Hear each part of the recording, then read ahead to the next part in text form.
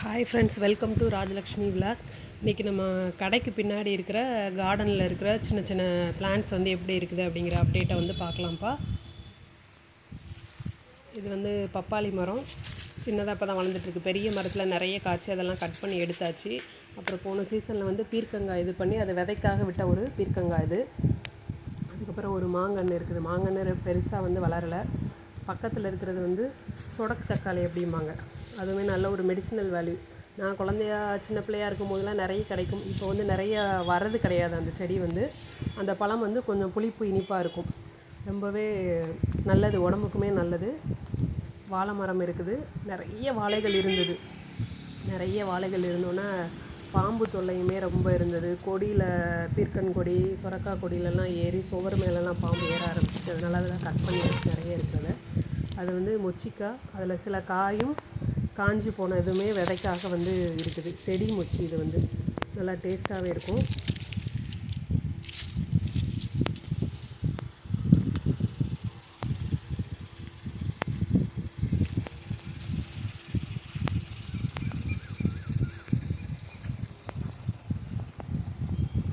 பார்க்கும்போது இது வந்து கற்பூரவல்லிப்பா.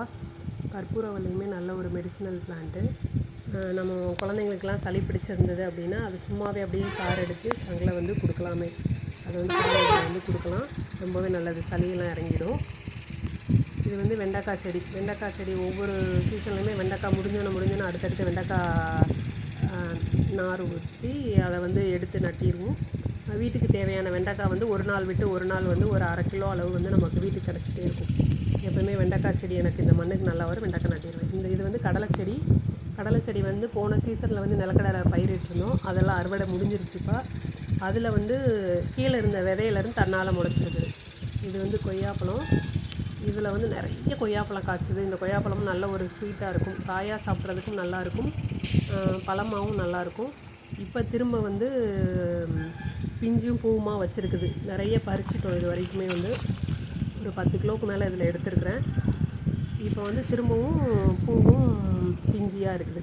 அதுக்கப்புறம் இதை அறுவடை பண்ணும்போது உங்கள்கிட்ட காட்டுறேன்ப்பா. இது ஒரு தென்னை மரம். 3 தென்னை மரம் வச்சுருந்தோம். 2 வந்து காஞ்சி போயிடுச்சு. ஒன்று வந்து கொஞ்சம் வளர்ந்து வருதுப்பா. இதுவுமே அடுத்த ஃப்யூச்சரில் என்ன அப்டேட் அப்படிங்கிறதையுமே காட்டுறேன். அதுக்கப்புறம் இந்த சைடு ஒரு 3 வாழை மரம் இருக்குது. இங்கே வந்து ஒரு எலுமிச்சை நிறைய டைம் வச்சு வரல. இப்போ ஏதோ தளைஞ்சி வருது, பார்க்கலாம் எந்த அளவுக்கு வரும் அப்படின்ட்டு.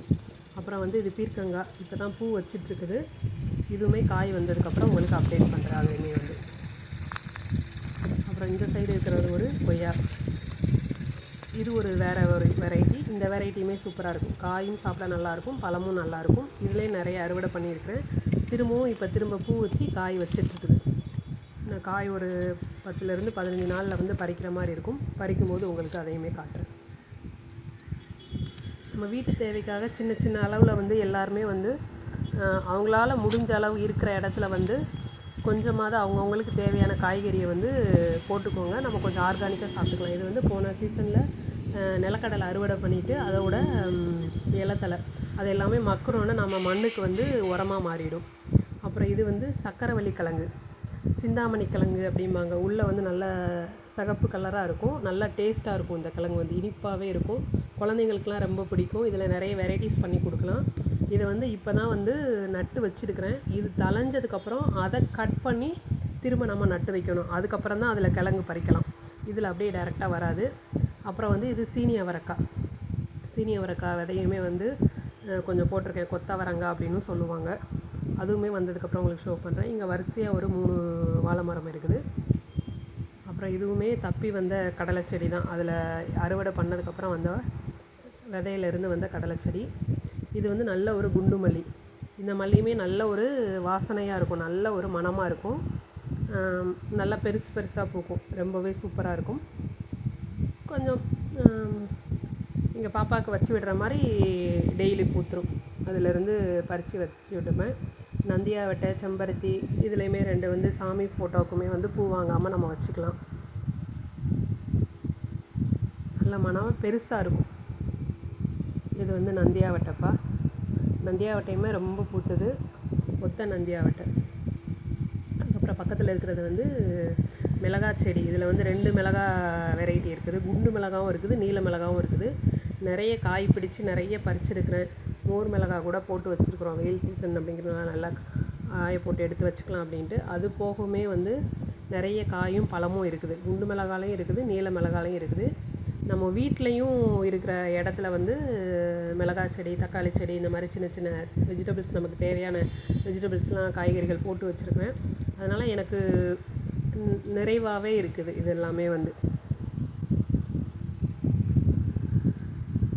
இது வந்து நாட்டு செம்பருத்தி. நாட்டு செம்பருத்தியில் வந்து நல்ல ஒரு baby pink colour, light baby pink colour, ரொம்பவே சூப்பராக இருக்கும். இது வந்து இப்போ மொட்டாக இருக்குது. இதை வந்து மலர்ந்ததுக்கப்புறம் உங்களுக்கு காட்டுறேன். நம்மளோட கார்டனிங் அப்டேட் வந்து பிடிச்சிருந்தது அப்படின்னா நம்ம சேனலை சப்ஸ்கிரைப் பண்ணாதவங்க சப்ஸ்கிரைப் பண்ணி ஃப்ரெண்ட்ஸ் அண்ட் ஃபேமிலிக்கு ஷேர் பண்ணி கொஞ்சம் சப்போர்ட் பண்ணுங்கள். தேங்க்யூ.